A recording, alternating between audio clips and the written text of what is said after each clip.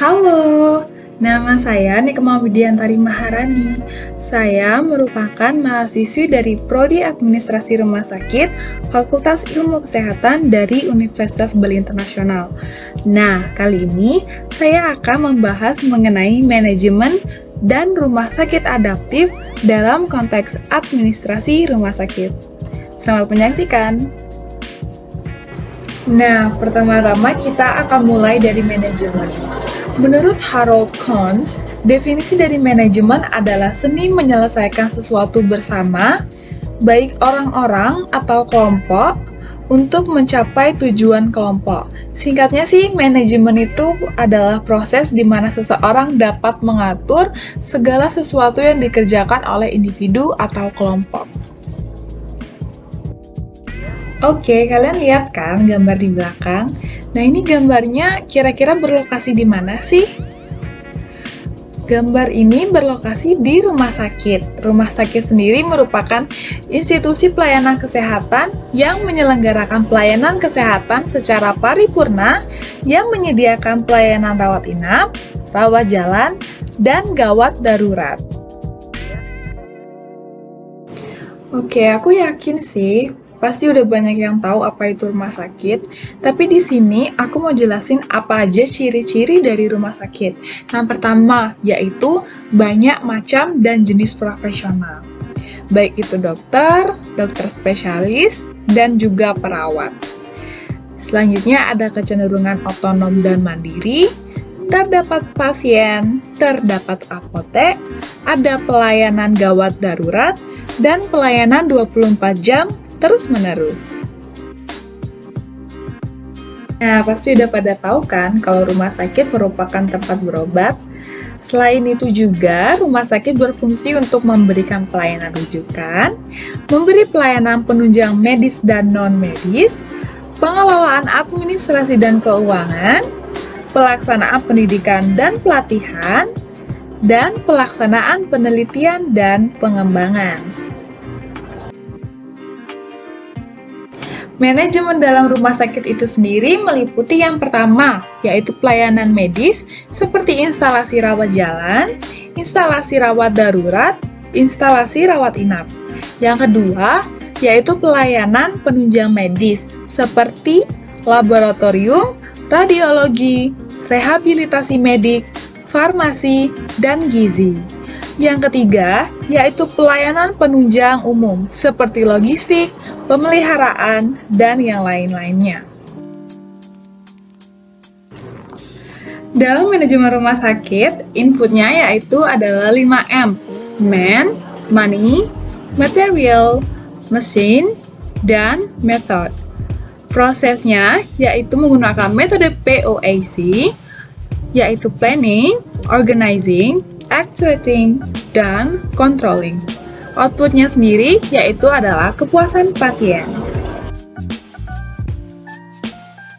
Sebelumnya, pernahkah kalian mendengar kalimat pelanggan adalah raja?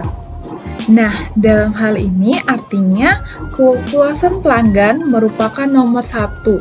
Kepuasan pelanggan adalah tingkat perasaan pelanggan setelah mendapatkan pelayanan dari sebuah tempat yang memberinya produk atau jasa. Selanjutnya, mari kita bahas mengenai manfaat dari kepuasan pelanggan. Yang pertama yaitu meningkatkan rasa suka dan loyalitas terhadap jasa dan produk. Nah, jadi jika pelanggan suka terhadap jasa atau produk, maka pelanggan tersebut memiliki kemungkinan besar untuk kembali membeli produk atau jasa yang telah kamu berikan tadinya. Bahkan jika mereka loyal, mereka bisa loh merekomendasikan produk atau jasa kamu kepada orang lain tanpa perlu kamu suruh. Yang kedua yaitu menjadi titik diferensiasi. Different, berbeda. Nah, jadi setiap perusahaan saling bersaing untuk memperoleh target pasar. Salah satu yang dapat menjadi pembeda utama antara perusahaan dalam persaingan bisnis adalah kepuasan pelanggan. Perusahaan yang mampu menjadikan pelanggan sebagai kunci dalam menjalankan bisnisnya, maka ia akan dapat bertahan dalam situasi bisnis yang kompetitif. Manfaat kepuasan pelanggan yang ketiga, yaitu menambah pendapatan dan citra baik. Pelanggan yang benar-benar puas akan mengeluarkan lebih banyak uangnya untuk membeli produk atau jasa kamu jika dibandingkan dengan pelanggan yang tidak puas. Selain mendapat pendapatan, pelanggan yang puas akan membuat citra produk dan jasa kamu menjadi lebih baik dan lebih dikenal masyarakat, alias free marketing. Rumah sakit adaptif. Adaptif sendiri merupakan bentuk kata sifat dari kata adaptasi. Nah, jadi rumah sakit adaptif sendiri adalah rumah sakit yang mampu memantau, mengartikan, dan memahami perubahan-perubahan lingkungan dan menunjukkan kesiagaannya untuk mengubah visi, misi, tujuan, strategi, organisasi, dan sistem-sistem yang diperlukan untuk menangkap peluang-peluang mendatang secara maksimal. Faktor yang mempengaruhi kemampuan beradaptasi. Terdapat 4 faktor. Kita mulai dari yang pertama, yaitu ukuran organisasi. Semakin besar ukuran organisasi, maka semakin sukar juga kemampuan beradaptasinya. Hal ini dikarenakan organisasi yang besar umumnya memiliki banyak prosedur untuk mengelola manajemen, baik itu pengelolaan orang, dana, peralatan, dan yang lainnya. Yang kedua, yaitu besarnya anggaran. Untuk mengubah organisasi memerlukan dana yang besar. Hal ini karena dana diperlukan untuk melatih kembali para manajer dan karyawan, juga mempekerjakan para ahli yang dibutuhkan, membangun sistem internal meliputi perencanaan, pengendalian, dan menginformasikan kepada publik mengenai perubahan dalam organisasi rumah sakit. Yang ketiga, kepemimpinan. Rumah sakit yang masih dipegang oleh pendirinya cenderung masih merangkap tugas dalam kegiatan medis dan mempertahankan status quo, alias mempertahankan keadaan yang sebelumnya sudah ada. Pendiri atau mereka yang masih merangkap tugas medis cenderung memiliki kepentingan pribadi atau vested interest. Yang keempat, hambatan. Rumah sakit yang terkekang aturan, kepentingan politis, dan hambatan lain cenderung lebih sukar untuk beradaptasi. Jadi, ada 6 langkah-langkah rumah sakit untuk mengatasi perubahan lingkungan. 5 dari yang pertama, yaitu analisis lingkungan. Menurut Serto dan Peter di tahun 1991, pengertian analisis lingkungan sendiri adalah proses pengawasan terhadap lingkungan organisasi guna mengidentifikasikan peluang dan hambatan pada saat ini dan pada masa mendatang yang dapat berpengaruh terhadap penyusunan strategi perusahaan. Yang kedua, yaitu analisis sumber daya. Sumber daya memiliki peranan penting dalam proses pencapaian keberhasilan visi dan misi rumah sakit. Tujuannya adalah untuk mengidentifikasikan kekuatan dan kelemahan yang dimiliki oleh rumah sakit. Yang ketiga, menetapkan tujuan, yaitu analisis lingkungan dan analisis sumber daya akan digunakan untuk menjadi latar belakang dalam membuat tujuan yang ingin dicapai oleh pihak manajemen rumah sakit.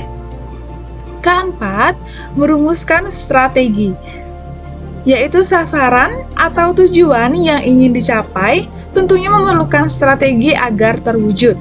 Dalam merumuskan strategi, rumah sakit harus melakukan 2 tahap, yakni yang pertama, merumuskan strategi pelayanan yang sudah ada.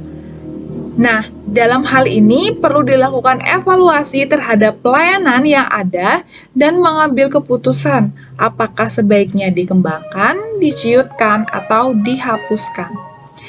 Yang kedua, yaitu merumuskan strategi untuk pengembangan pelayanan baru.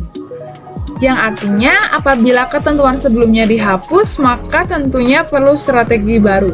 Selain itu, kondisi lingkungan akan menuntut timbulnya pelayanan baru. Langkah yang kelima, menyusun organisasi. Membangun organisasi yang memungkinkan untuk mencapai tujuan rumah sakit. Keenam, mengembangkan sistem yang dibutuhkan. Nah, jadi terdapat 3 sistem yang sangat penting dalam rumah sakit. Yang pertama yaitu sistem informasi pemasaran, sistem perencanaan pemasaran, dan sistem pengendalian pemasaran. Diperlukan informasi secara terus-menerus mengenai klien, pasien, rekanan atau pemasok, organisasi, pesaing, publik, dan faktor-faktor agar penyelenggaraan pelayanan rumah sakit berjalan dengan efektif.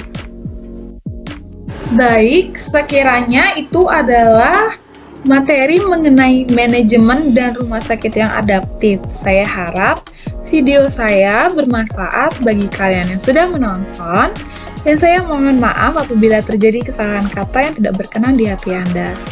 Terima kasih atas perhatiannya. Sampai jumpa. Thank